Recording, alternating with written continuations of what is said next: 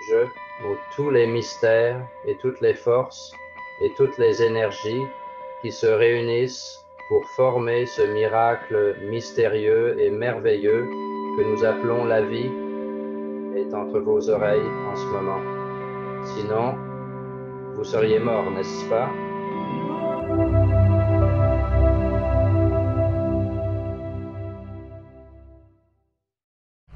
Je voudrais accueillir dans l'émission Grandmaster Wolf. Comment ça va, Grandmaster Wolf? Je vais très très bien, merci. Alex, comment vas-tu? Je vais très bien, merci beaucoup d'être venu à l'émission et je suis vraiment excité de parler avec vous parce que, comme je le disais plus tôt, avant que nous commencions l'émission, j'ai eu des maîtres spirituels et des yogis à l'émission auparavant.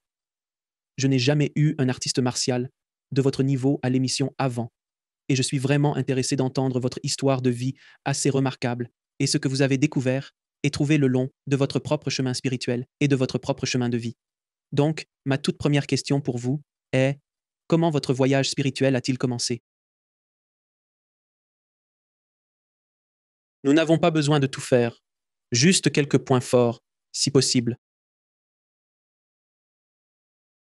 Tu dois garder à l'esprit qu'il y a deux moi ici.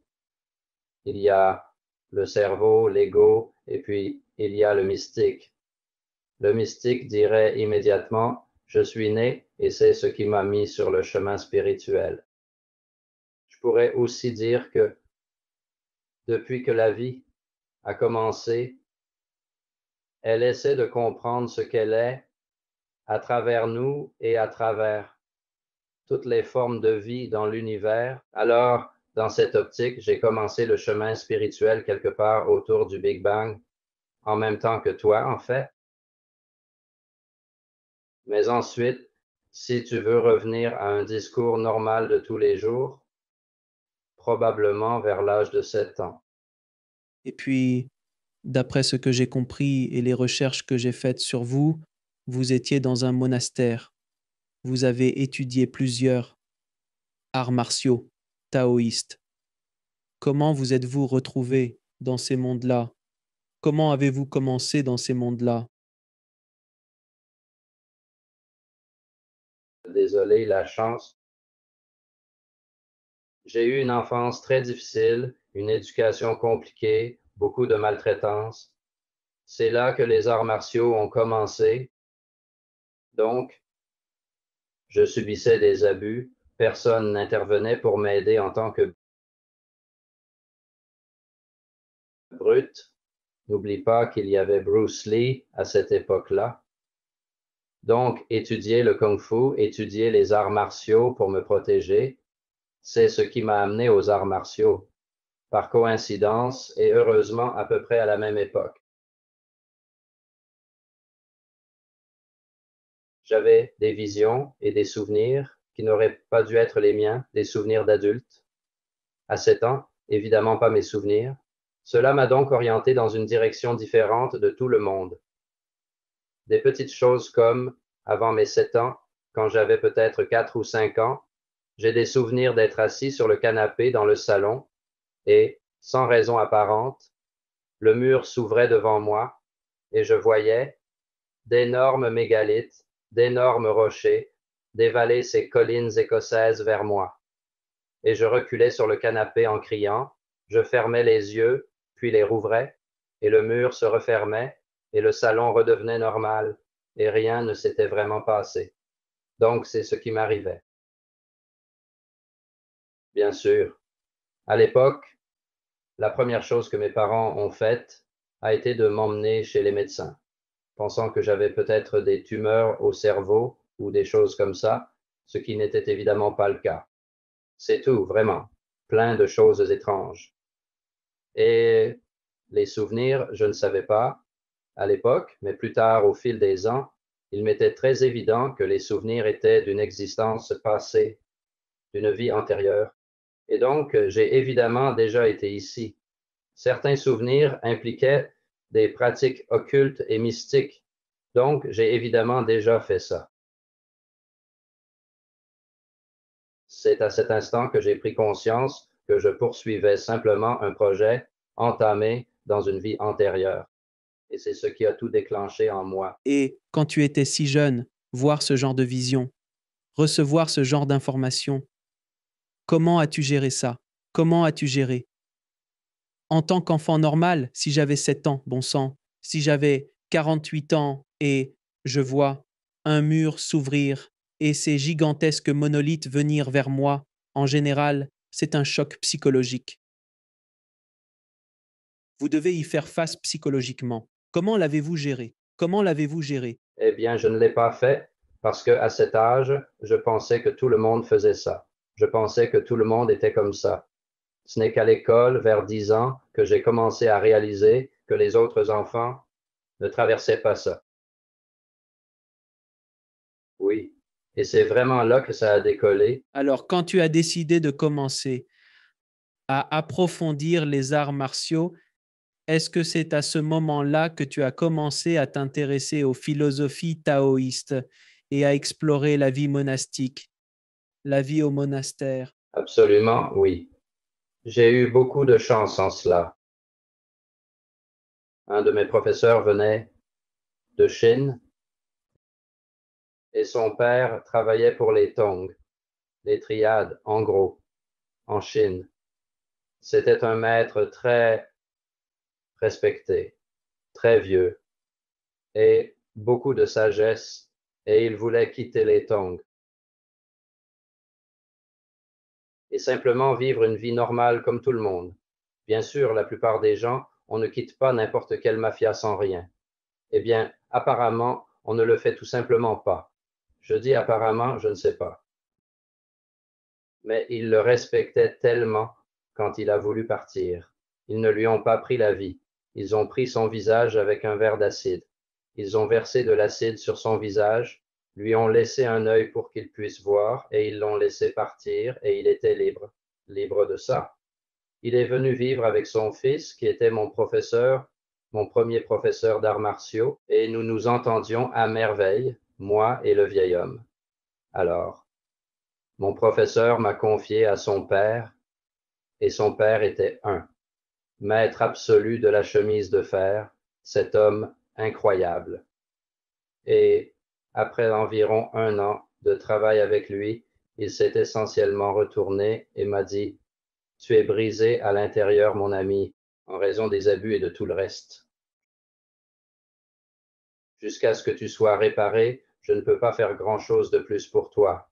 Il m'a écrit une lettre de recommandation, l'a mise dans un tube en argent, m'a acheté un billet et m'a envoyé au Népal. Accueilli par un Sherpa, il m'a guidé à travers la frontière jusqu'au Tibet, une tâche ardue.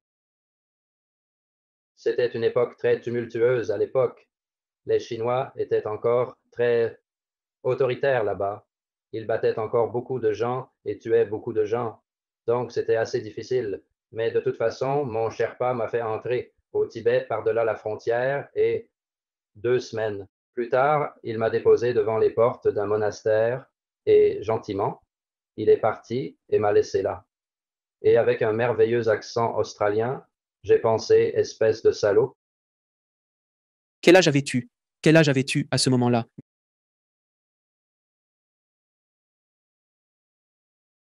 1312, 13. J'ai été ordonné à 14 ans, donc ça devait être vers 13 ans. Et puis les portes s'ouvrent comme dans un film. C'est comme un film. À ce stade du jeu, les portes s'ouvrent. Eh bien, les films sont ainsi. Ça, c'est venu en premier. Exactement. Alors, la porte s'ouvre et le moine est là. Je suppose qu'il y a un moine qui vous fait entrer et ensuite votre voyage commence. Il y avait 3 moines. Un m'a laissé entrer, les 2 autres se moquaient de moi. J'ai entendu parler de ça. J'ai entendu parler de ça. Oui, j'ai entendu parler de ce concept. Vous êtes resté dans ce monastère combien d'années? Et c'est là que vous avez guéri intérieurement. Dans les 2 premières années, Donc, au cours des 2 premières années, qu'ont-ils fait là-bas pour vous aider à guérir? Était-ce de la méditation? Je suppose que oui. les monastères avec lesquels j'étais principalement impliqué étaient les monastères mystiques. Ils permettent la religion, mais sous certaines conditions. mais en général, les monastères mystiques, ce qui est généralement appelé transmission de l'esprit au-delà de l'enseignement. Si c'est votre destin dans cette incarnation particulière d'être un mystique et de vous élever au-dessus de tout et d'être un avec le tout, il est temps de laisser la religion derrière et de passer à l'étape suivante. Et c'était mon cas. Donc, pour répondre à votre question, il y a certaines pratiques qui te libèrent de ton ego. Et quand je dis ego, je veux dire toute la gamme de ton processus de pensée, pas seulement les mauvaises pensées. Les gens pensent que l'ego, ce sont juste les mauvaises pensées, les pensées narcissiques, mais ce n'est pas ça. L'ego, c'est tout le soi, toute l'accumulation de pensées. Tu n'es pas né avec ces pensées. Vous naissez avec un esprit pur et vierge, donc ces pensées y sont implantées. La situation, rien que cela est évidemment, tu ne nais pas avec des pensées. Tu nais avec cet esprit pur, propre, beau et merveilleux que nous appelons un bébé. Et à moins qu'il ait faim, c'est juste de la joie, du bonheur et de la conscience. Des yeux grands comme ça. C'est comme ça que tu nais. Pas de pensée, pas d'ego, pas de loi, pas de haine, pas de racisme. Rien de tout ça. Juste un esprit beau, pur et propre, et c'est présent jusqu'à ta mort. Une conscience pure et immaculée est intouchable, insaisissable, invisible, immatérielle. C'est un aspect immortel de toi, avec une signification profonde. Après votre naissance, pour diverses raisons. Pour diverses raisons, cet ego, ce moi, se construit en vous par les autres. Vous ne remplissez pas votre esprit de bébé avec vos expériences et ne les transformez pas en concepts. Les gens mettent leurs pensées en vous. C'est une tasse. C'est mal, c'est bien. C'est une horreur, il n'est pas très bon. N'y va pas. C'est pourri. Ne fais pas ça, ou il arrivera ceci. Ton cerveau se remplit de cette merde. Et ce tas de merde finit par penser que c'est toi. Et tu finis par penser que tu es ce tas de merde, cet esprit pur, beau et propre que la nature a produit, est oublié quelque part en arrière-plan. Donc, la première chose quand tu te fais vider et que tu commences à observer tes pensées au lieu de les penser, tu vois dans ces pensées la peur, la haine, la douleur, croyance, opinion, jugement, tout ça est là-dedans. Et bien sûr, pendant que tu les observes, tu ne les ressens pas. Tu les observes juste. Il y a autre chose que tu peux voir maintenant. Donc, une fois que je me suis assis pour la première fois et que j'ai vu ma peur et ma misère, mais sans ressentir ces choses parce que j'en étais séparé, ce fut la fin de ma misère, ce fut la fin de ma douleur, ce fut la fin de mes pensées de vengeance. J'étais heureux, j'étais guéri, prêt à partir.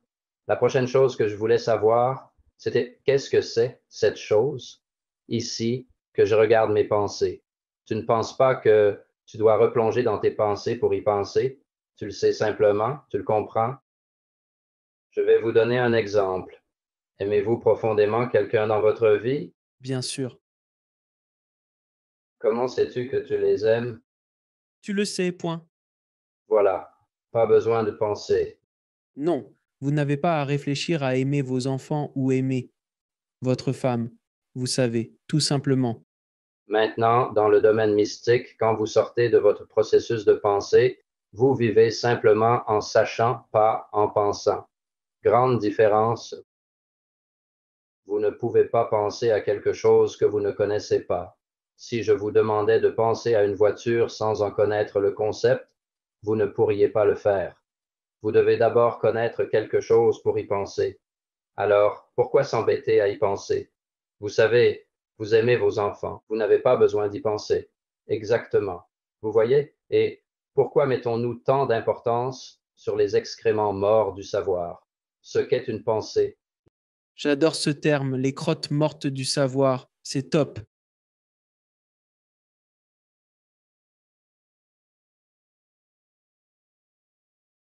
C'est une excellente expression.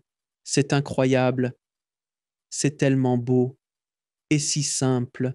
Et même en faisant le travail, que les choses que, encore une fois, en faisant ce travail et en parlant à tant de maîtres spirituels et de personnes dans ce genre de domaine, j'ai découvert que plus la réponse est simple, plus c'est généralement le chemin le plus rapide vers la vérité. C'est cette autre chose que ces gourous et sortes de coachs de vie. Ils ne sont pas tous mauvais, mais vous voyez ce que je veux dire. Ces gens-là arrivent avec des systèmes compliqués, et puis je parle à quelqu'un comme toi, c'est comme non, c'est A plus B égale C. 1 plus 1 fait 2. Ce n'est pas une équation algébrique. Merci. Mais c'est ce que j'ai. J'ai découvert cela moi-même, et comprendre ce concept de savoir est tellement puissant parce que avec la religion en général, j'aime ce que tu as dit à ce sujet. Tu peux t'accrocher à la religion si tu veux, mais si tu veux passer au niveau supérieur, tu dois laisser la religion derrière toi. Ce qui correspond à beaucoup de philosophies yogiques que j'ai étudiées au cours de ma vie, et les gens me demandent, eh bien, comment sais-tu que la réincarnation est réelle et que c'est une chose et que nous revenons dans plusieurs vies? Je réponds, je le sais juste, ce n'est pas intellectuel. C'est quand j'ai entendu ce concept pour la première fois, ayant été élevé catholique, ce qui va complètement à l'encontre de l'Église catholique dans laquelle j'ai été élevé. J'ai juste compris. Je me suis dit, ça a du sens pour moi. Ce n'était pas cérébral. Je pourrais l'intellectualiser, mais je le savais simplement. Et rien de ce que quelqu'un d'autre me dit ne me détournera de cette vérité, car je comprends. Cela a juste du sens pour moi. C'est une connaissance. Alors, quand vous pouvez le faire dans plusieurs domaines de votre vie, c'est là, espérons-le, que nous devenons des grands maîtres. C'est un autre point? Oh, désolé. Non, s'il te plaît, Dodo, vas-y. Je voulais juste dire, quand tu es là à observer tes pensées, t'es excrément mort de savoir. Si tu attrapes une pensée et que tu la casses en deux, elle ne sait pas que tu es là à la regarder. Elle n'est pas vivante. Une pensée est un petit paquet de données. Elle n'est pas vivante. Vous pouvez l'ouvrir et c'est vide. Il ne sait même pas que vous êtes là à le regarder. C'est une chose morte. Et pourtant, nous laissons ces choses créer notre société et dicter chaque seconde de nos vies. Et il n'y a pas de vie en elle, il n'y a pas de sagesse en elle, c'est du pur, simple, mécanique truc. C'est pourquoi il n'y a pas. Tu y vas. C'est du code. C'est dans un ordinateur. Alors comment cela va-t-il vous mener vers les domaines de l'illumination spirituelle? C'est exact. Eh bien, c'est vraiment, vous savez, tous les grands maîtres ascensionnés qui marchent sur la terre, de Bouddha à Jésus, à Yogananda, à Babaji, tous ces grands maîtres, ils disent tous la même chose. Vous devez transcender la pensée. Vous devez vider l'esprit. Ces concepts de base, ces concepts de base de l'évolution au-delà du physique, au-delà de là où vous êtes, ici, parce que c'est dense, très dense et enivrant aussi, enivrant et dense. Vous pouvez vraiment vous amuser. Ici-bas, ce qui pourrait poser problème, C'est enivrant pour les sens, avec tous les sens et les choses, mais quand on commence à transcender cela, c'est tellement plus. Oh mon Dieu, tellement plus. Et même de mon. J'ai médité pendant un petit moment, pendant 5 ou 6 ans de ma vie, et dans ma courte pratique, j'ai déjà ressenti des aperçus, des pincements de cela, de ce bonheur, ce sentiment de béatitude qui est tellement au-delà de tout ce qu'on peut vraiment expliquer. Je ne peux qu'imaginer ce que c'est pour quelqu'un comme vous, qui médite depuis la plupart de sa vie. oui, c'est vrai, depuis toujours, à peu près. Presque toute ta vie, quand j'y pense. Eh bien, laisse-moi te demander ceci. Quand tu étais au monastère pendant ces 18 ans, d'où venait le savoir? Quel est le texte? Je suppose qu'il y a une sorte de texte ancien qui a été transmis et retransmis, cette information qui a été transmise et retransmise pour ouvrir l'esprit, comme les textes védiques, des choses comme ça. Et les philosophies yogiques, d'où cela vient-il? Près d'un monastère. Entre nos oreilles. Entre nos oreilles. Oui, je vais expliquer. D'accord, bien. Merci, j'apprécie cela.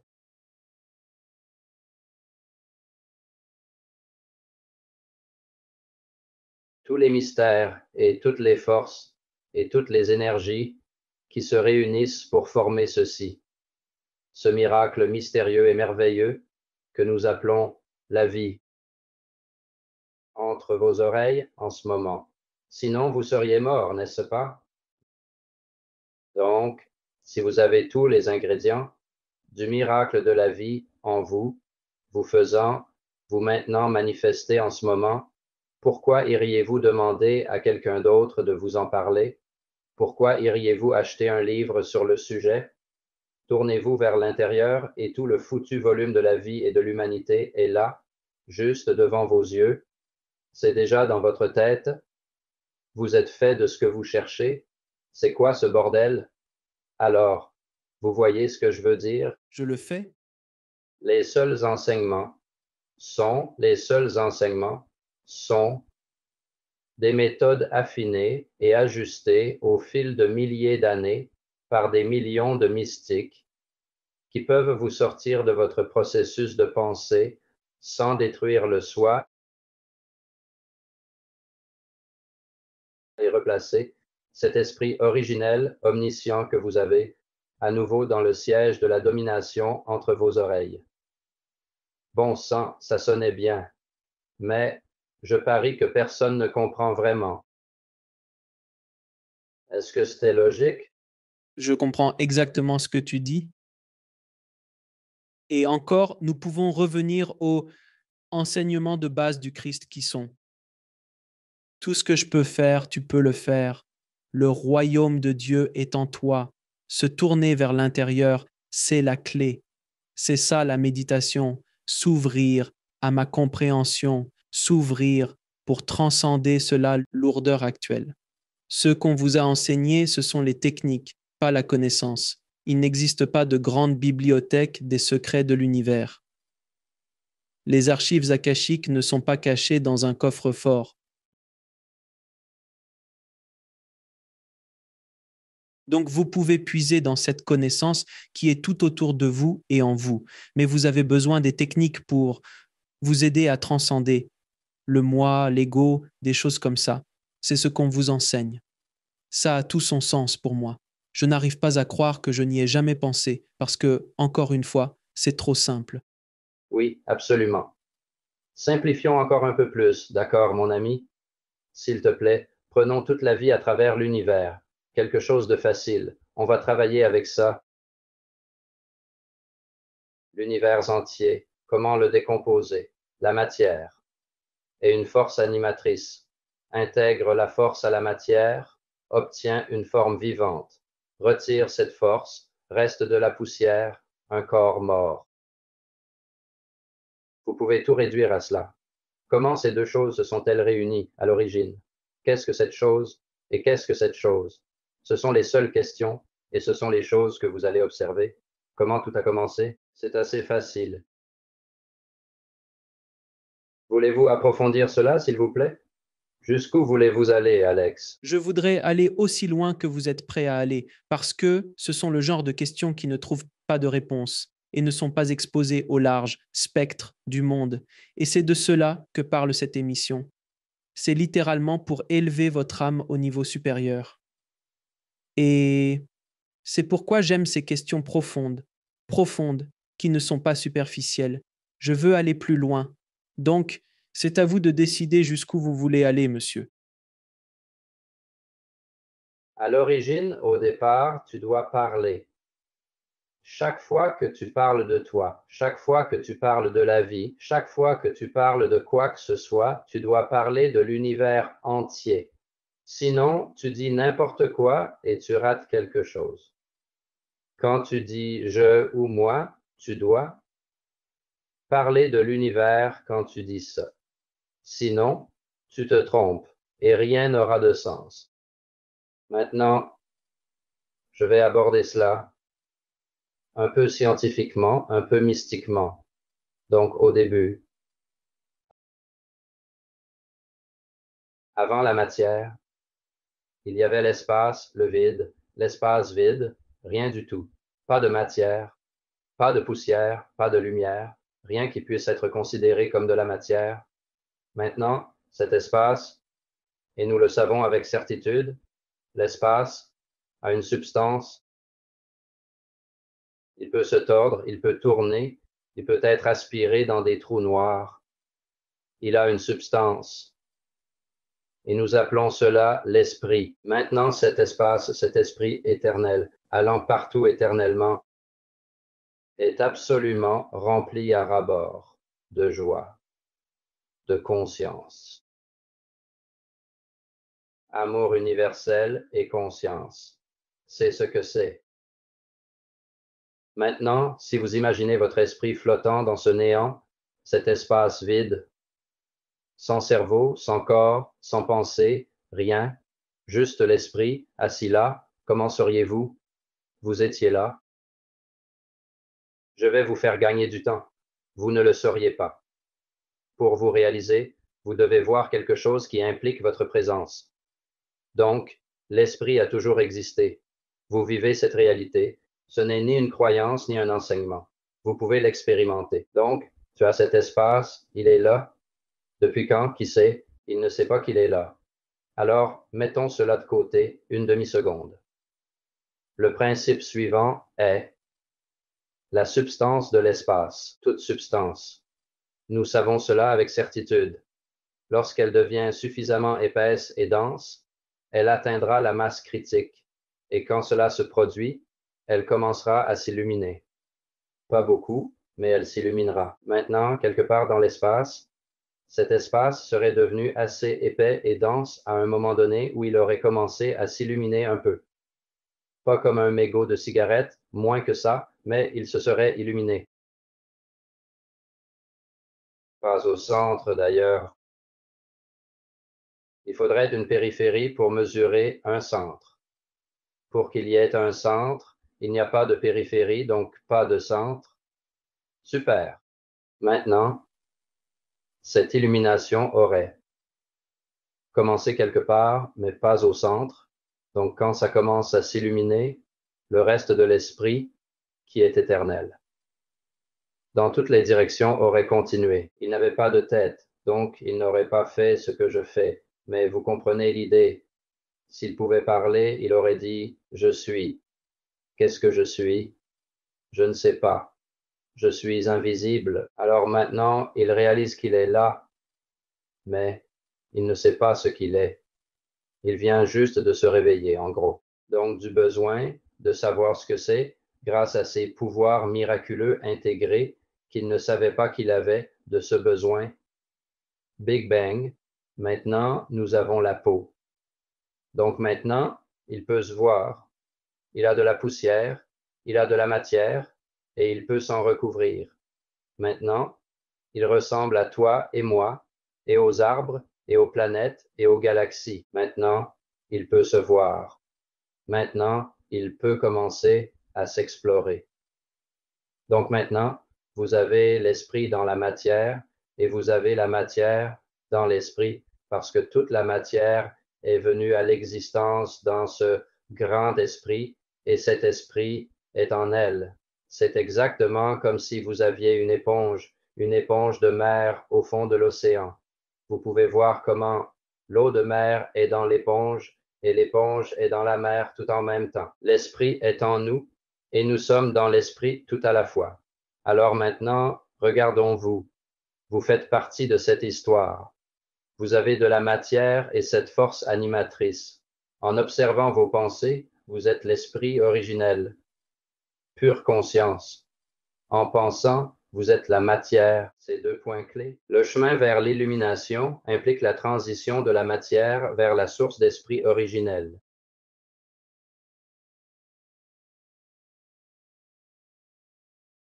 toutes les choses qui ont été vivantes, toutes les choses où cette force animatrice a été,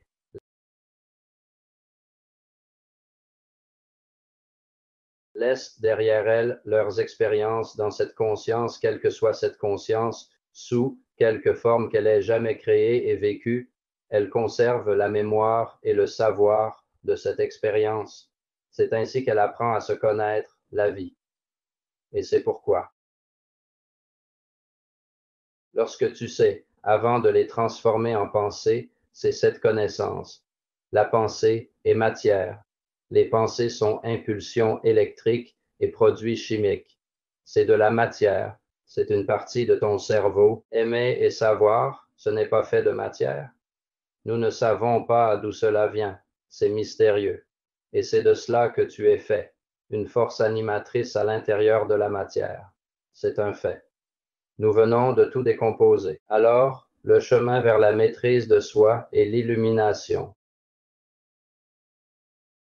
Je dois revenir en arrière. Désolé. Donc, quand tu nais, tu as la matière, est autorégulée, autonome. C'est comme un moteur à mouvement perpétuel. Une fois lancé, il peut fonctionner tout seul. C'est pareil avec la matière. La matière a un processeur intégré. Elle sait comment se nourrir. Il sait comment se réparer. Il peut fonctionner tout seul, en gros. Donc, pendant qu'il traverse la vie, en prenant soin de lui-même, l'esprit peut faire ce que l'esprit fait, c'est-à-dire observer ce qu'il peut être. Maintenant, quand il s'agit de se connaître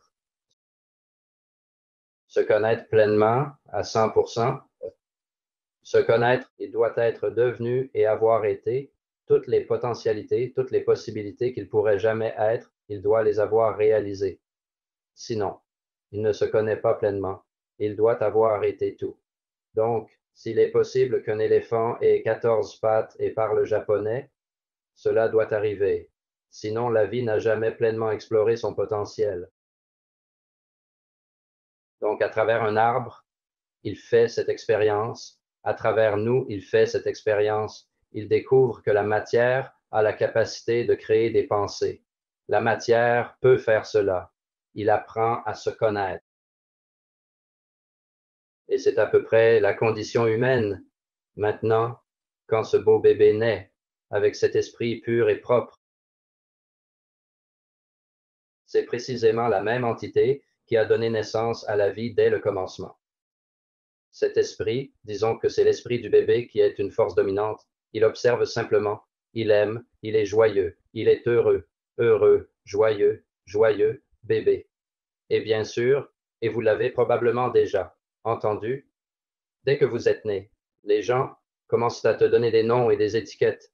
Ça c'est bien, ça c'est mal, ça c'est moi, ça c'est papa, ça c'est une tasse, ça c'est un chien. Ne va pas là-bas, c'est un con. Elle, ça va encore. À 5 ans, tu as déjà la tête pleine de boue. Tu as rempli ce beau, pur et propre paquet de joie avec des pensées, et aucune d'elles n'est la tienne. Ce sont les opinions des autres, les étiquettes des autres, les idées des autres. C'est ça qui t'a construit. Maintenant, il y a le toi que la nature a produit du ventre de ta mère. Un esprit beau, pur, propre, éclairé, et puis il y a le toi que les autres ont produit et mis là comme un ego. Et c'est cet ego qui dirige ta vie. Le truc, c'est de déconstruire ce processus. Donc, esprit beau, pur, propre, beaucoup, beaucoup de pensées. Les pensées deviennent de plus en plus nombreuses et elles prennent le dessus. Et maintenant, elles sont là. Maintenant, vos pensées sont la force dominante entre vos oreilles. Ce pauvre individu est complètement ignoré. C'est vraiment dommage pour sa vie. La pratique consiste à ramener cela à une place de dominance et à remettre vos pensées à leur place. La plupart des gens se demandent, mais comment peut-on vivre sa journée sans utiliser ses pensées? Eh bien, c'est très simple. Vous le faites tout le temps. Quand vous êtes assis sur les toilettes en train de faire caca, vous ne pensez pas à ouvrir votre sphincter, à mesurer la longueur de votre caca et à le couper proprement pour que vos fesses ne se touchent pas. Vous pensez au travail pendant que vous êtes aux toilettes. Vous pensez au trajet de retour à la maison aujourd'hui. Vous pensez à autre chose quand vous mangez votre dîner. Vous ne sentez pas les petits pois bouger dans votre bouche. Vous ne sentez pas la texture de la viande. Vous ne faites rien de tout ça. Pendant que vous mangez, parlez-vous ou laissez-vous votre esprit vagabonder? Combien de fois avez-vous conduit jusqu'à une destination et vous vous êtes dit, oh mon Dieu, je ne me souviens pas d'avoir conduit jusqu'ici. Je parlais à mon ami tout le temps. Vous ne pensiez certainement pas à conduire la voiture. Vous passez toute votre journée à penser à d'autres choses, manquer la réalité de l'instant. Vous y pensez. Tout ce qui n'est pas maintenant est soit un souvenir, soit une supposition. La plupart des gens vivent dans la peur de l'avenir. C'est une supposition. Ou se sentir mal à propos du passé, ce qui est mémoire. Aucun n'existe. Maintenant existe. La peur vient du futur. Si je te mets un pistolet sous le nez, tu n'as pas peur du pistolet sous le nez. Tu as peur de ce qui va se passer ensuite. Si vous n'aviez pas cette pensée, vous géreriez immédiatement l'arme, immédiatement. Mais nous ne le faisons pas. Nous passons directement à ce facteur de peur. Donc, si vous restez dans le présent, sans penser au futur, vous ne connaîtrez plus jamais la peur. Vous voyez? Plus facile à dire qu'à faire, mon ami. Oui, c'est vrai. Ça m'a pris 6 décennies. Oh, vraiment? Seulement 6 décennies? Oui, j'ai encore un long chemin. Je suis encore un bébé. Bref, c'est la situation. Et tout enseignement authentique de toute tradition ou école de pensée devrait vous montrer des méthodes pour vous détacher de votre ego et commencer à vivre à nouveau avec votre esprit originel et remettre vos pensées à leur place. C'est le seul problème dans le domaine humain. C'est le seul problème dans la vie. C'est la raison pour laquelle notre société peut être aussi mauvaise qu'elle peut l'être. C'est la raison pour laquelle nous nous tuons, nous nous violons et nous volons les uns les autres, etc., etc. Tout cela vient de la façon dont les gens pensent. Donc, si vous inversez cela et avez cette entité belle, merveilleuse et aimante dominant votre vie, c'est tout. Vous êtes maître de vous-même et vous avez accès à toutes les informations que cette conscience a jamais accumulées à travers tout ce qu'elle a jamais été. C'est de là que vient la connaissance. Chaque arbre a suffisamment de conscience pour que ses feuilles suivent, le soleil à travers le ciel, chaque brin d'herbe. Ce n'est pas la même conscience que la tienne ou la mienne, c'est la même, et vous y avez accès. C'est de là que vient la connaissance. Tout ce qui a jamais été vivant dans l'univers, cette conscience y a été, vous avez accès à cette information. Et même si vous lisez un livre, qu'il s'agisse d'un texte spirituel ou d'un roman, peu importe, si l'information que cela fait remonter à votre conscience, cela ne fait que vous rappeler quelque chose déjà connu. Ce n'est pas la base de la connaissance. C'est un indice pour que vous disiez « Oh, réincarnation, oui, ça a du sens pour moi. Oh, je suis ici pour apprendre ça. » Et c'est un souvenir plutôt qu'un apport. Ce qui est. Oui, c'est fascinant que vous. Tout d'abord, merci pour cette explication incroyable. Et c'était si magnifiquement et éloquemment formulé, surtout la partie sur Winnie l'ourson. La partie sur Winnie l'ourson était merveilleuse d'ailleurs. Tu sais quoi? Ça en soi est éclairant en prenant de l'âge. C'est une réalité. Pourtant, bon nombre de ces idées dont tu parlais sont des vérités que j'ai entendues dans d'autres domaines de pratiques spirituelles, d'autres pratiques spirituelles. Donc, il semble que soit vous êtes dans un monastère tibétain, un moine de Shaolin, Kung Fu, monastère, vous êtes dans les grottes de l'Himalaya avec des yogis, ou vous êtes dans les mystiques du christianisme, où de toutes ces idées semblent être similaires, mais parsemées peut-être de différentes saveurs, mais nous allons tous au même endroit. Est-ce une affirmation juste? Eh bien, oui, il y a la matière et une force animatrice. Dans quelle direction veux-tu aller, n'est-ce pas? Mais le concept de la programmation et la déprogrammation, c'est l'illumination parce que tu as raison. On arrive pur, on nous balance toutes ces conneries jusqu'à environ 7 ans et c'est là qu'on se forme. Ensuite, on ajoute encore plus de conneries et ça s'accumule et s'accumule. Et les personnes les plus éclairées ou plus légères, si tu veux, avec des vibrations plus élevées, si tu veux, sont celles qui ont réussi à se déprogrammer, lâcher ce bagage, lâcher ces pensées. Et quand vous atteignez un certain niveau, votre vibration est si élevée que les gens autour de vous disent Oh, je veux être près de vous. C'est pourquoi j'ai entendu parler des yogis. Et les gens veulent juste être en présence du Maharishi simplement à cause de sa conscience de l'endroit où il en est dans ce processus. Et c'est pourquoi il rit comme les deux moines qui, quand vous êtes entrés, ont ri de vous. Parce que les choses avec lesquelles nous traitons au quotidien, c'est un peu ridicule. Et tant de choses qui nous inquiètent. Je dis toujours aux gens, une de mes filles, qui est bien plus mature que son âge, m'a dit l'autre jour, Papa, quand quelqu'un m'insulte à l'école, la pensée qui me vient à l'esprit est Je ne connaîtrai pas cette personne dans 20 ans. Pourquoi devrais-je me soucier de ce qu'elle pense de moi? N'est-ce pas incroyable? J'étais là, genre, waouh, qui t'a appris ça? Je veux dire, elle a probablement été autour de moi et absorbé certaines des choses dont je parle, mais ça, c'est quelque chose qui semble venir d'elle. Et j'étais juste là, oh mon Dieu, c'est tellement profond. Oui, c'est magnifique. N'est-ce pas incroyable? Oui, c'est le cas. C'est aussi rare.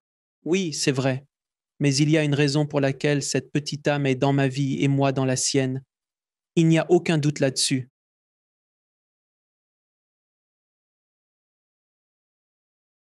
Vous avez traversé ce processus de 18 ans, puis vous en sortez et vous entrez dans le monde. Que vous trouvez-vous en train de faire? Être, quelle est votre mission à ce stade de la vie? Parce que vous faites plus d'interviews, vous devenez plus public avec beaucoup des compétences et des idées des choses que vous avez pu faire. La chose qui m'a attiré vers vous, mais une fois que j'ai commencé à faire des recherches, m'a vraiment donné envie de vous interviewer, c'est votre capacité à faire des choses qui semblent être surnaturelles. Et quand, je veux dire, c'est comme utiliser le pouvoir du chi et des choses comme ça dont j'ai entendu parler. Nous avons tous entendu parler de ces choses, mais elles semblent être presque comme des pouvoirs yogiques, comme les choses que l'on entend dans l'autobiographie d'un yogi et être à deux endroits en même temps. La lévitation. Ce sont toutes des idées dont parlent les yogis de haut niveau, mais elles ne sont pas montrées en public, très souvent. Pourquoi avez-vous ressenti le besoin de commencer à montrer ses compétences, ses capacités en public? Et quel était le but de ce que vous essayez de faire dans la vie? Quelle est votre mission dans cette vie? En ce moment, exactement la même que la tienne. Éveiller les consciences des gens.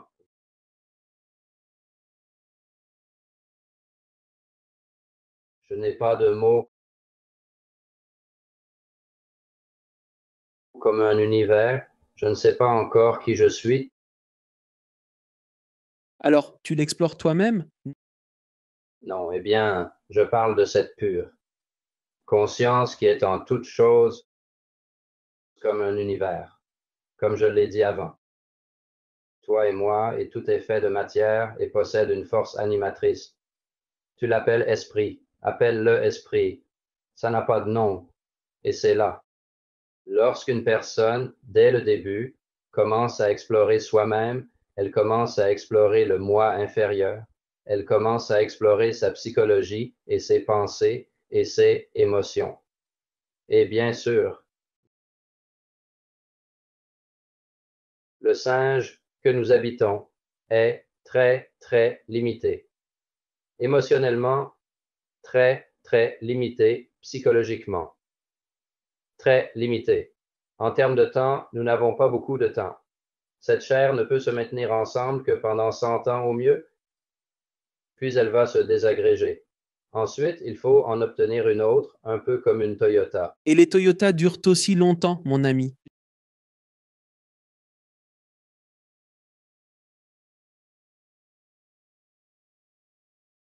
J'ai oublié ce que je disais, désolé. Donc la viande que nous avons ici si souvent et que nous n'avons qu'un certain temps, comment nous gérons psychologiquement, nous sommes limités. D'accord. Merci. Donc, en explorant le soi, vous réalisez que quelque chose se passe en raison de votre programmation. Votre réaction à un événement sera influencée. Vos pensées sur les événements de la vie seront façonnées d'une certaine manière. Votre réponse émotionnelle sera liée à votre psychologie, une réaction commune. Réagir inconsciemment à partir de leurs émotions ou réagir à partir d'un concept et à partir de là. Ils vivent leur vie et des merdes peuvent en découler. Ou parfois de bonnes choses peuvent en découler aussi. Ce qui se passe, c'est que vous finissez par explorer quelque chose de très limité. C'est accumuler tout un tas de vérités relatives sur soi-même, en croyant qu'elles sont des vérités absolues. Et puis, bien sûr, quand le corps et le cerveau meurent, toutes ces soi-disant vérités relatives meurent avec le cerveau, très différent de la vérité absolue. Donc, c'est une chose très limitée que vous explorez. Et c'est un cas où de nombreuses personnes qui méditent deviennent en fait suicidaires et dépressives. Parce que quand ils commencent à explorer le soi, ils pensent, bon sang, en gros, je suis un sac de peau rempli de pensées et d'opinions horribles, pas mal de haine. Et je vais mourir à la fin de tout ça. C'est quoi ce bordel? Et ça les rend, excusez-moi pour le gros mot, mais je suis australien. Bref, c'est ce qui se passe. Si vous méditez correctement et que vous avez été bien guidé par votre guide ou autre source, et que vous méditez et pratiquez de la bonne manière, vous réaliserez rapidement que vous n'êtes pas vos pensées. Si vous êtes conscient de quand vous pensez et de quand vous ne pensez pas, alors vous n'êtes pas vos pensées. Si vous savez quand vous ne pensez pas, votre savoir n'est pas basé sur la pensée, car vous en êtes conscient. Vous comprenez? C'est une chose très limitée. Donc, si vous avez été correctement formé et que vous prenez juste un moment, si possible, pendant 1 minute pour expérimenter cet autre soi, ce vous supérieur qui est né, celui pur, cette part de vous ne meurt pas, cette partie de vous n'est pas limitée, elle ne pense pas. Elle vit en sachant, pas en pensant. Elle n'a pas d'ego, elle n'est pas limitée par le temps, elle n'est pas limitée par l'espace. Vous ne pouvez pas la toucher, vous ne pouvez pas la trouver, vous ne pouvez rien faire avec elle. Mais c'est là, et c'est dans toutes les choses. Et c'est divinement puissant et plein de joie et plein de connaissances. C'est le créateur de la vie, c'est le Dieu que vous cherchez à l'extérieur. C'est en fait cette petite partie à l'intérieur qui fait la recherche en premier lieu. Alors, une fois que vous réalisez que c'est le vrai soi, c'est le vous qui est né, c'est le vous que la nature a réellement produit, pas les gens. Vous pouvez commencer à explorer ce soi maintenant, découvrez l'intemporalité, l'immortalité, l'amour universel, la joie universelle. Mais ne vous identifiez pas à vos pensées. Si vous pensez que vous êtes vos pensées, quand vos pensées sont confuses, vous pensez que c'est vous qui êtes confus. Si vos pensées sont déprimées, vous pensez que c'est vous qui êtes déprimé, et les gens se suicident à cause de cela. Si vous prenez du recul et regardez vos pensées être déprimées, la pire chose qui va se passer est que vous allez dire, oh, regardez ça. Tu vas rigoler, en rire, comme regarder un film. C'est tout. Une fois que tu peux faire ça, ton chemin en tant qu'individu est terminé. Et c'est le chemin de l'illumination, c'est le chemin de la réalisation de soi. Merci. C'est essentiellement là où nous en sommes. Et pour revenir à ces autres capacités et pouvoirs et choses dont nous avons entendu parler, les pouvoirs yogiques et ce genre de choses, tu parles de l'esprit supérieur. Et venant de cet esprit supérieur, peux-tu expliquer l'esprit supérieur et comment cela affecte ces choses? Parce que il y a une histoire, je pense que c'est dans l'autobiographie d'un yogi où il y avait deux yogis et ils étaient sur une rivière. Et ce yogi, l'un d'eux dit, regarde ce que je peux faire. Et il a flotté de l'autre côté. Oui. Et il a atterri de l'autre côté. Et puis l'autre yogi a simplement traversé le pont et il a dit, je n'aurais pas passé 20 ans de ma vie à apprendre à faire ça. Je pourrais juste utiliser un pont et passer ce temps à faire des choses plus utiles parce qu'il y a un pont. Je n'ai pas besoin de ça. Ce n'est pas une compétence de vie, c'est une compétence d'ego. Et c'est le danger avec les gens qui cherchent à acquérir ces sortes de pouvoirs yogiques ou pouvoirs de QI. La capacité, parce qu'elle pourrait très facilement tomber dans l'ego si, facilement tomber dans ce piège, n'est-ce pas? C'est un piège. C'est un piège parce que vous pourriez passer 20 ans à apprendre à faire ou 50 ans à apprendre à faire certaines des choses que vous montrez en ligne ou soit en utilisant votre chi pour allumer un feu ou écraser une bouteille en plastique ou tenir du papier, des choses comme ça. Vous pouvez passer votre vie à essayer de faire ça. Mais tout dépend de l'objectif derrière, ce que vous essayez de faire avec ça. Vous comprenez? Absolument. Oui, vous êtes sur la bonne voie. Alors, qu'est-ce que l'esprit supérieur et comment cela vous donne-t-il la capacité de faire ces choses miraculeuses dont on parle dans des livres comme l'autobiographie d'un yogi? Parce que je suis fasciné par ce qui vous amène à cet endroit pour pouvoir accéder à ces pouvoirs, ce genre de connaissance. Parce que c'est une connaissance, c'est un pouvoir auquel vous accédez. Vous êtes à un niveau supérieur. Vous êtes entré, je déteste utiliser ce terme, dans la matrice. Je suppose que vous avez vu Matrix. Vous êtes devenu Néo. Vous pouvez maintenant arrêter les balles. Personne n'essaie d'arrêter les balles avec son esprit en écoutant, mais vous commencez à déplacer la matière et à la contrôler de manière qui semble magique pour nous autres. Tout comme si nous montrions une lumière d'une lampe de poche à un singe, il penserait que vous êtes un dieu. Essentiellement, ils sont comme oh mon Dieu, comme le feu. Quoi? Mais nous avons maîtrisé le feu, donc c'est juste un autre niveau d'évolution. C'est pourquoi je suis intéressé à en discuter un peu. D'accord. Quelle était ta question? Donc l'esprit supérieur et comment cela affecte les capacités dont on parle dans l'autobiographie d'un yogi et les pouvoirs yogiques ou les pouvoirs du chi que vous êtes capable de faire. Laissez-moi clarifier quelque chose d'abord, c'est entièrement ma faute. En le qualifiant de l'esprit supérieur.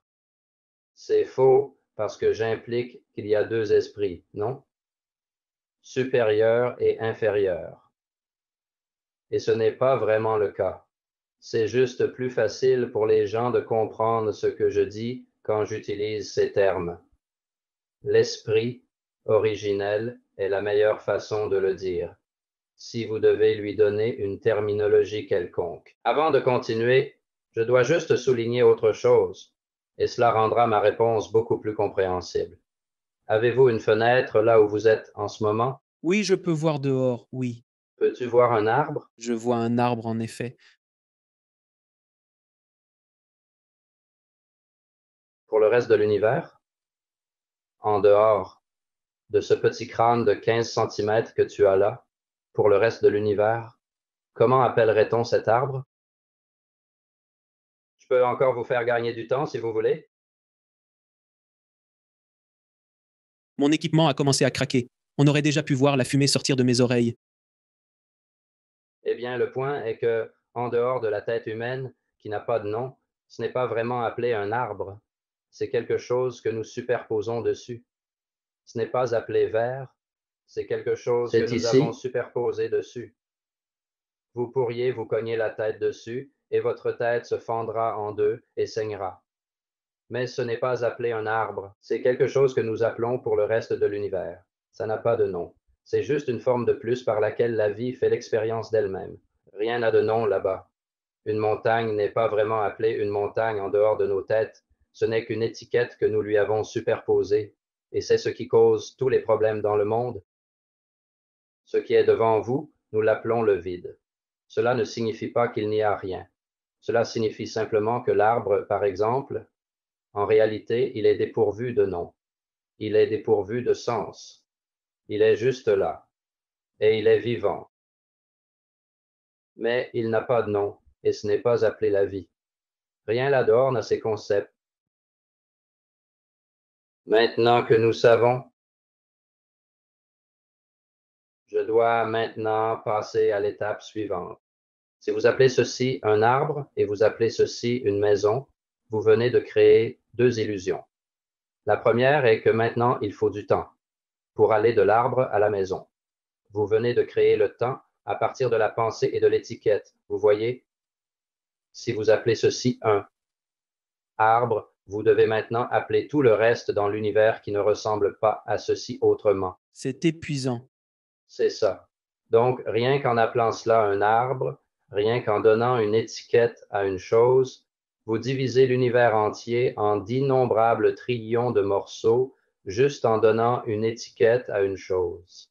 Si vous pouvez regarder par la fenêtre et observer la vie sans donner de labels à rien, tout se rejoint et vous verrez cet animal que nous appelons l'univers être vivant et vous en faites partie.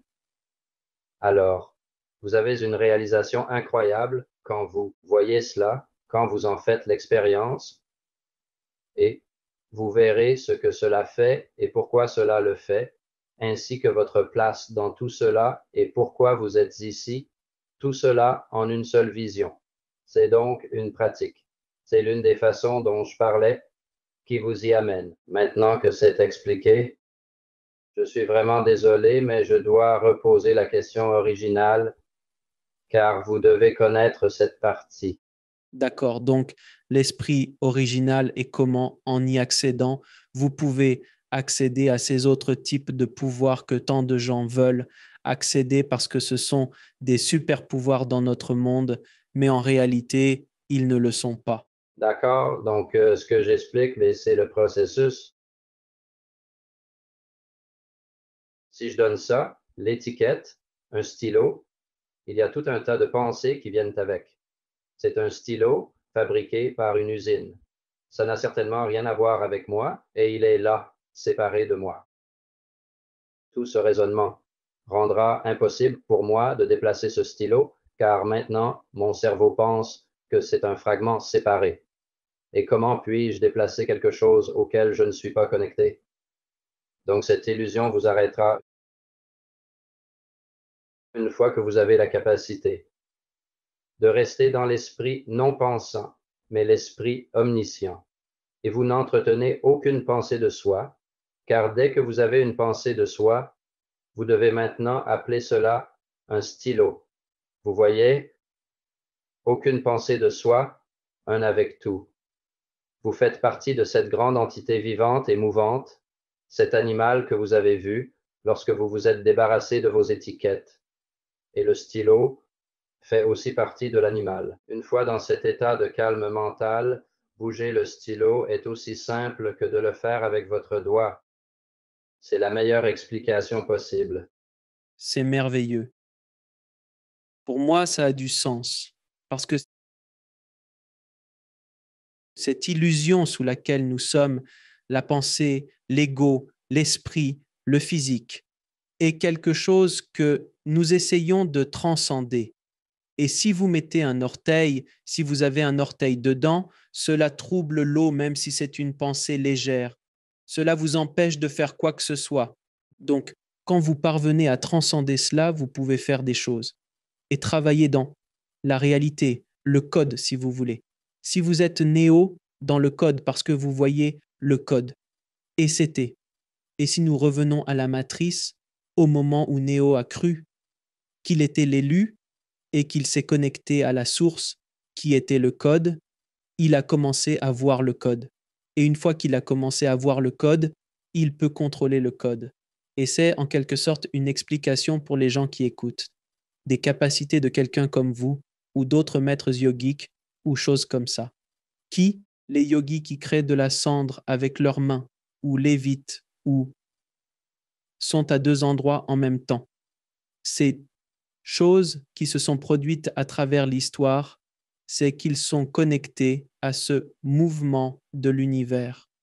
Vous êtes un avec l'univers et si vous êtes tous un, c'est comme cligner des yeux. C'est moi. Tout ce que vous voulez contrôler dans votre corps, vous avez l'esprit pour le contrôler. Mais quand vous êtes connecté à la source, à l'un, vous pouvez faire beaucoup de choses qui sembleraient miraculeuses, mais qui vous paraissent simples parce que vous êtes maintenant dans l'un, vous êtes dans la source et vous pouvez contrôler des choses aussi simples que cligner des yeux ou bouger votre doigt. Et c'est plus naturel que de suivre votre pensée.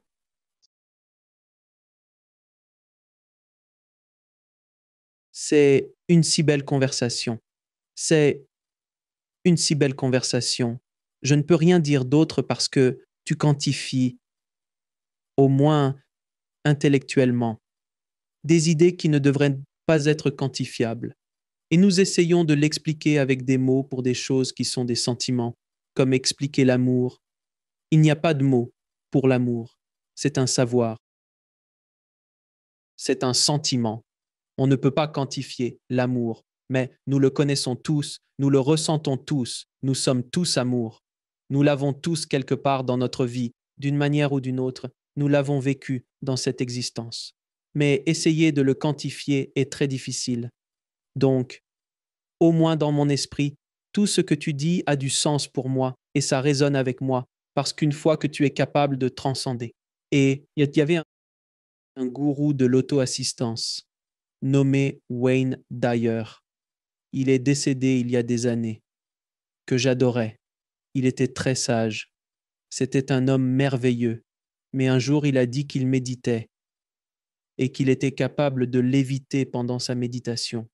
Mais ensuite, une pensée lui est venue à l'esprit et il s'est dit « Oh, je me demande si je pourrais faire ça dans le Tonight Show. » Et il est retombé brutalement. Je n'ai jamais pu le refaire. Et cela correspond à ce que vous dites. Dès que vous pouvez transcender, et c'est là que la méditation vous emmène, elle transcende le moi, elle transcende ce physique. Et plus vous le faites, plus vous devenez fort. Vous pouvez finalement, à volonté, partir cette chose, un peu comme ce que faisait Yogananda. Il disait « je reviens ». Et il partait pendant 12 heures et il disait « si tu as besoin de moi, murmure à mon oreille et je serai de retour en 1 seconde ». Mais il était parti, comme complètement parti, dans un événement surnaturel, un lieu surnaturel. C'est fascinant. D'après votre expérience, en atteignant les niveaux de réalisation de soi que vous avez atteints, GM, y a-t-il d'autres royaumes où vous allez dans vos méditations? Y a-t-il d'autres lieux qui sont au-delà de ce que nous connaissons comme ce genre de réalité?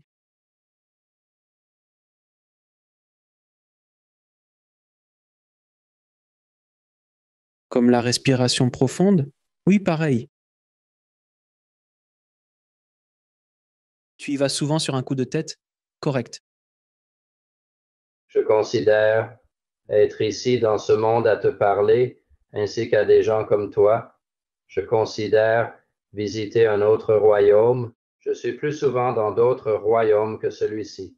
Honnêtement, si je ne t'interagis pas ou avec quelqu'un d'autre, je ne pense pas que je n'ai rien à penser. Je suis extrêmement content, je suis extrêmement heureux, je n'ai aucune question sur la vie. Extraordinairement content, très heureux.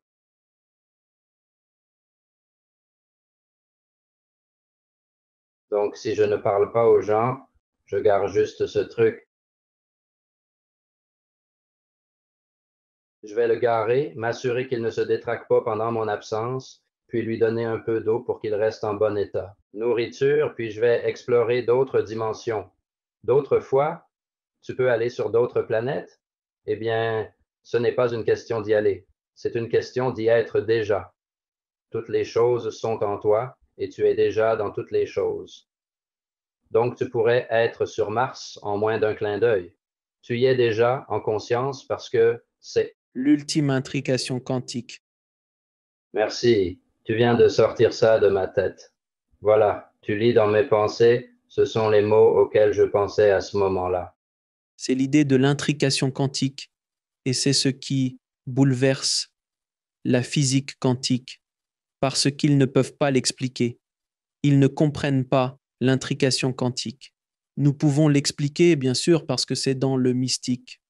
Et c'est pourquoi j'aime avoir des physiciens quantiques qui sont connectés au spirituel parce que il semble que la science et le mystique et la spiritualité se rapprochent de plus en plus. Et la science rattrape un peu le mystique qui parle de choses comme l'intrication quantique depuis des milliers et des milliers d'années, dans une langue différente, mais les concepts sont la même chose, mais ils volent nos découvertes et mettent leur propre nom dessus et ensuite prétendent qu'ils les ont découvertes.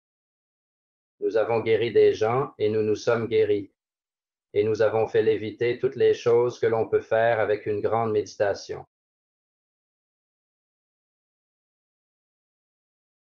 Je viens de perdre le fil de mes pensées. Désolé, je suis épuisé. tout va bien, tout va bien. Non. Il parlait de Maya et de la grande illusion, où chez les aborigènes, il parle du rêve qui est l'illusion de où nous en sommes, ce qui est essentiellement la théorie de la simulation. À ce stade, il commence à parler du concept de la théorie de la simulation et de là où nous en sommes tous. Et tout semble se connecter de plus en plus. Et j'aimerais beaucoup entendre vos pensées là-dessus. Le monde en général est plutôt. Il semble devenir fou pour beaucoup de gens. Mais d'après ce que je comprends, toute cette folie qui se passe est une nécessité pour faire remonter tout ce qui doit l'être. La lumière doit être faite, car nous traversons un grand éveil. En tant qu'espèce, en tant qu'humanité, nous avons décidé de commencer à évoluer spirituellement. Et c'est pourquoi une émission comme celle-ci n'aurait pas bien marché il y a 15 ans ou 20 ans. Vous auriez été abattu par un groupe terroriste chrétien sanguinaire ou brûlé. Au bûcher, si c'était il y a 100 ans, 150 ans, si j'avais même dit quelque chose comme ça. Donc, nous avons évolué à un point où maintenant nous parlons de ces concepts publiquement, et cela va être vu, espérons-le, par des millions de personnes à travers le monde. Et même s'ils ne comprennent pas tout ce que vous dites, cela pourrait planter une graine ici ou planter une graine là qui pourrait évoluer en quelque chose plus tard. Certaines graines tombent sur un sol fertile, d'autres non. Beaucoup ne le font.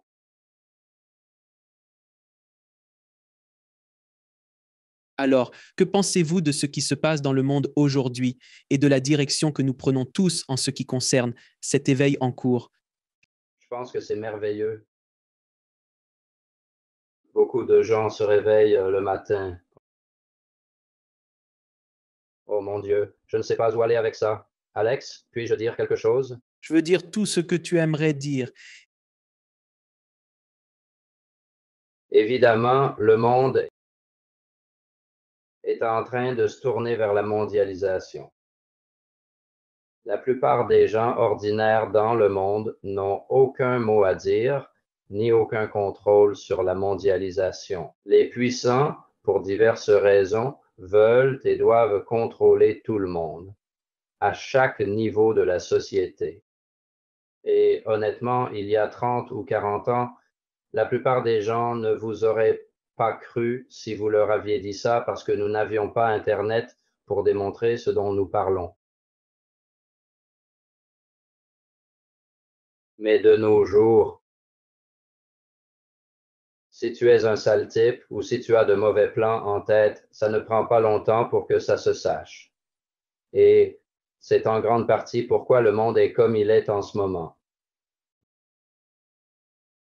Malheureusement, je dirais, les gens qui se bercent d'illusions en pensant que l'humanité ne peut pas être aussi mauvaise, que tout le monde est vraiment, vraiment gentil au fond.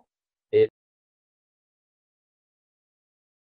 les gens qui veulent juste nier le mauvais côté de l'humanité, ils commencent à réaliser que nous sommes un animal méchant, jusqu'à ce que nous commencions à prendre soin de nous-mêmes et à nous remettre en ordre et à commencer à nous maîtriser.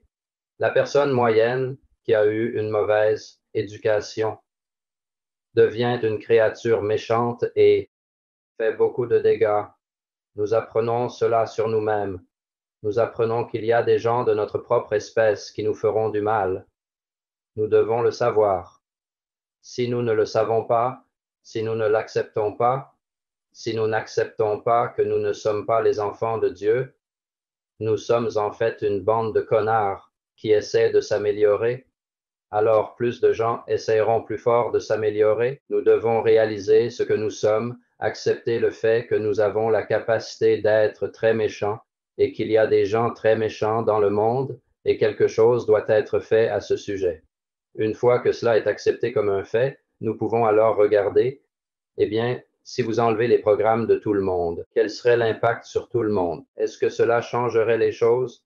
Eh bien, oui, ça le ferait. Donc, cela signifie que la plupart de la méchanceté des gens vient de leur éducation. Pas nécessairement à l'école, mais l'éducation à la maison. Éducation, père, éducation et blablabla, film, télé. Et c'est ce qui fait de nous ce que nous sommes, la nature et l'éducation. Une fois compris, nous pouvons cesser de créer des individus malveillants, aisément. Voici un exemple. Expérience de pensée. Prenez Hitler. J'ai toujours un problème avec ça. Prenez une demi-douzaine de personnes malveillantes et je n'en trouve aucun. Alors, mettez vos propres personnes maléfiques dans cette pièce, s'il vous plaît. Une demi-douzaine d'entre elles. L'une est maléfique parce qu'elle aime détruire la vie des enfants. Une autre est maléfique parce qu'elle veut dominer le monde et se débarrasser de, quelles que soient les races ou quoi que ce soit que vous obtenez. Tous ces gens méchants et horribles que vous ne voudriez pas approcher, mettez-les tous dans la même pièce. Montrez-leur une méthode de méditation et de sortir de leur programme, l'éducation, leur processus de pensée. Faites-les s'asseoir dans cet état méditatif pendant 1 minute. Et pendant cette minute, ces personnes seraient les mêmes, les unes que les autres. Il n'y aurait ni colère, ni agressivité, ni haine, ni angoisse, ni préjugés, ni racisme. Ils seraient tous exactement les mêmes. Ils auraient cet esprit universel, calme et aimant. Et ensuite, une fois le programme de retour, vous retrouverez vos individus désagréables car ils suivront leur programme. Donc, peu importe à quel point vous êtes méchant, désagréable, mauvais, les choses que vous avez faites dans la vie. Vous avez toujours le potentiel et la capacité d'être un être éclairé. Il n'y a pas de doute. Et n'est-ce pas que les gens qui sont à cette vibration plus basse, ils sont à une vibration très basse et dense. La haine, la colère, la vengeance. Ce genre de sentiments et d'idées abaissent votre vibration. Est-ce que plus vous êtes, disons, entre guillemets, maléfique ou négatif, vous êtes dans cette vibration Plus vous êtes loin de la source. L'importance de l'unité? Oui, c'est mieux. Définitivement, détaché de l'idée que nous sommes tous un. Et plus vous vous rapprochez de l'idée que nous sommes tous un, plus vous élevez cette vibration encore et encore. Eh bien, alors, laissez-moi vous poser cette question. L'idée de co-création que notre esprit est que nous sommes en partenariat avec l'énergie source, avec la vie, cette énergie universelle dont nous parlons, et nous sommes en partenariat pour co-créer cette réalité pour nous-mêmes. Nous écrivons le code avec le programmeur, si vous voulez. Quelles sont vos idées sur ce concept de co-création? Parce que c'est une idée difficile à comprendre pour beaucoup de gens. Ils se disent, attendez une minute. C'est moi qui ai demandé. Ces parents abusifs. C'est moi qui ai demandé ce patron fou qui me crie dessus, ou ce conjoint, ou cet accident de voiture, ou quoi que ce soit qui arrive dans leur vie. Et on pourrait parler des plans d'âme et de tout ce genre de choses, du karma et de tout le reste plus tard. Mais de manière générale, avec le concept de co-création, quelles sont vos idées à ce sujet? Vous discutez des différences entre l'inné et l'acquis. Eh bien, un peu oui. Le concept de co-création te permet de changer la réalité par tes pensées de plusieurs façons. Ou alors, est-ce que je me trompe? Non, c'est correct. Le cerveau. Ce dont tu parles, en fait, n'a pas grand-chose à voir avec la spiritualité. Cela a tout à voir avec l'esprit de la matière. La matière est une entité autorégulatrice, mais elle n'a pas d'esprit autre que le tien. Le mien n'a pas d'esprit autre que moi, donc il y a de l'esprit dans la matière. Celle-ci agit comme une entité autorégulatrice, tel un cheval. Vous montez à cheval toute la journée, et le cheval vous emmènera où vous devez aller. Il vous mènera à des endroits où vous ne pourriez pas aller sans lui. Votre cheval vous aimera, et vous aimerez votre cheval. Mais votre cheval n'est pas vous. Il ne pense pas comme vous. Il a une physique différente. Il a des poids différents. Il mange des choses différentes. Ce n'est pas vous. Vous menez des vies totalement différentes, des vies totalement différentes. Et pourtant, vous pouvez collaborer de façon remarquable si vous pouvez obtenir ce cheval. T'aimer assez pour te servir. Et c'est là le secret du corps. Maintenant que j'ai dit ça, le cerveau humain, prenons l'exemple du placebo. Et je pourrais jurer ici, d'accord? Vous devrez peut-être me censurer. Tu as une maladie. Ne crois pas ce que je dis ici. Tu n'as pas de maladie. Disons que tu as une maladie et vous allez voir plusieurs médecins. Ils ne peuvent rien faire pour vous.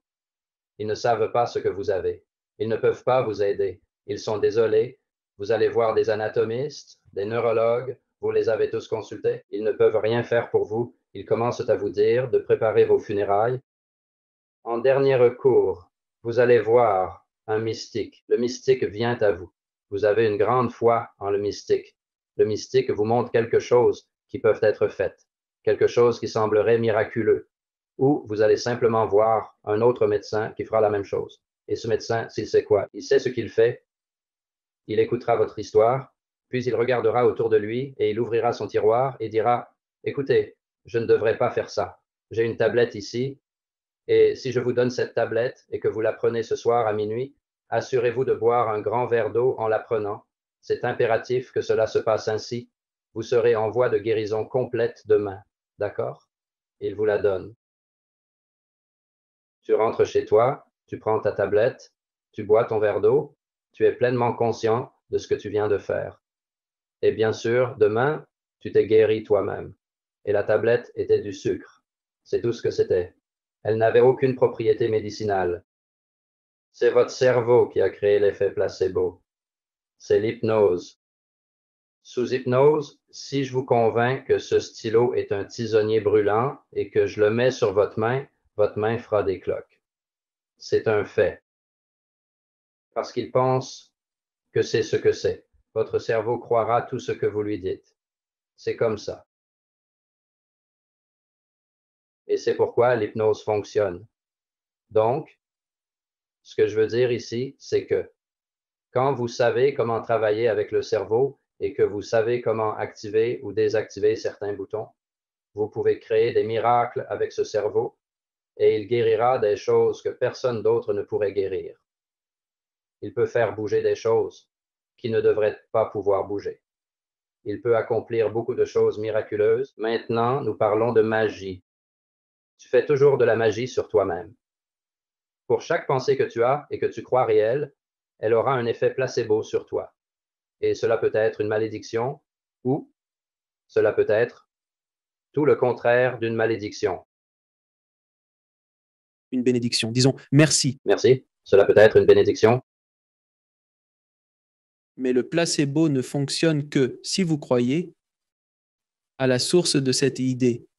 Donc, pour la génération de mes parents, toute personne en blouse blanche qui se dit médecin, c'est tout. C'est fait. Et si le docteur dit, voici cette pilule que nous avions en réserve, ils y croiront. Si je leur dis la même chose, ils diront non. Ils n'y croient pas. Donc, tout dépend du système de croyance de la personne dans ce scénario. Avec cette même idée, vous pouvez alors croire, si vous avez une véritable croyance en la co-création de votre propre univers, vous pouvez faire des choses miraculeuses. Des portes qui étaient fermées s'ouvriront. Des personnes que vous n'auriez jamais pensé rencontrer entreront dans votre vie. Que penses-tu qu'il adviendra? Et je vais vous dire quoi? Pendant des années, j'ai travaillé dans l'industrie du cinéma. Pendant des années, j'ai voulu parler et avoir accès aux lauréats des Oscars, aux stars de cinéma et aux grands producteurs, tout ça, n'est-ce pas? Et chaque fois que je m'en approchais, j'entrais parfois dans une pièce, mais je ne pouvais jamais concrétiser cela. Je n'y arrivais jamais.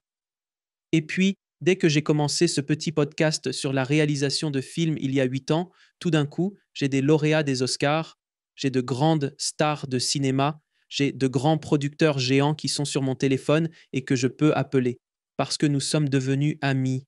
Accès à des personnes qui n'auraient jamais été accessibles auparavant, juste en changeant le système de croyance de ce que je croyais possible. Et maintenant, je peux parler à qui je veux dans ma vie, et il commence juste à apparaître comme par magie. C'est vraiment assez miraculeux. C'est merveilleux. C'est une base de quoi? La loi de l'attraction. Quand ce film est sorti il y a 20 ans, Le Secret, c'était la graine de ce concept. Parce que les gens comprennent mal la loi de l'attraction et comment elle fonctionne et tout ça. Ce n'est pas du genre, hey, j'ai besoin d'une nouvelle voiture. Mais cette idée de co-création est vraiment puissante. Jim, je pourrais te parler pendant encore 5 heures, mon ami, mais tu vas t'endormir parce que je sais que tu es fatigué là où tu es dans le monde. Je suis vraiment désolé, Alex, mais dans les 20 dernières minutes, je suis juste en train de partir. Non, tout va bien, tout va bien. Je comprends parfaitement. Écoute, tu m'as déjà accordé plus que suffisamment de temps et j'apprécie vraiment. Je veux te poser quelques questions. Je les pose à tous mes invités. Quelle est ta définition de vivre une bonne vie? Être heureux, Quelle est votre vision de Dieu? je n'en ai vraiment pas. Et quel est donc le but ultime de la vie? Comprendre soi-même, Et où les gens peuvent-ils en savoir plus sur vous et votre travail? Je vais répondre à sa place. Il y a un site web, je le mettrai dans les notes de l'émission pour tout le monde et dans la description pour que les gens puissent vraiment contacter le grand maître. Il est un mauvais marketeur pour lui-même. je le suis. Si quelqu'un veut devenir mon manager, je suis ouvert à la discussion. Avez-vous un dernier message pour le public? Le monde, des choses absolument merveilleuses et magnifiques vont se produire dans le monde dans l'année à venir. La vie va devenir bien, bien meilleure. Je peux vous le garantir. Il va se passer des événements bientôt dans le monde qui vont tout simplement époustoufler tout le monde. Et je parle de choses spirituelles, voyage spatial. Oui, on est bon. Nous sommes à l'aube d'une révolution et elle a déjà commencé. Donc, je suppose que le message est le suivant. Peu importe à quel point les choses semblent sombres maintenant. Prenez soin de vous. Prenez soin de vos proches. Restez en bonne santé, restez heureux et soyez patients, car la vie va devenir tellement mieux pour tout le monde. Garantie. Grand maître Wolf, merci beaucoup d'être venu à l'émission. Et cette conversation a été profonde. Vous êtes le bienvenu. Nous devons vous réinviter et avoir des conversations plus approfondies sur d'autres aspects de la réalité. À l'avenir, mon ami. Mais j'apprécie vraiment, vraiment, que vous soyez venu à l'émission et que vous ayez partagé votre savoir et votre expérience avec nous, mon ami. Merci. J'ai absolument, totalement apprécié ma soirée. Alex, merci beaucoup. Faisons cela à nouveau et la prochaine fois, je ferai une sieste. Merci de regarder. Cliquez sur une des vidéos ci-dessous pour poursuivre votre voyage et n'oubliez pas de vous abonner.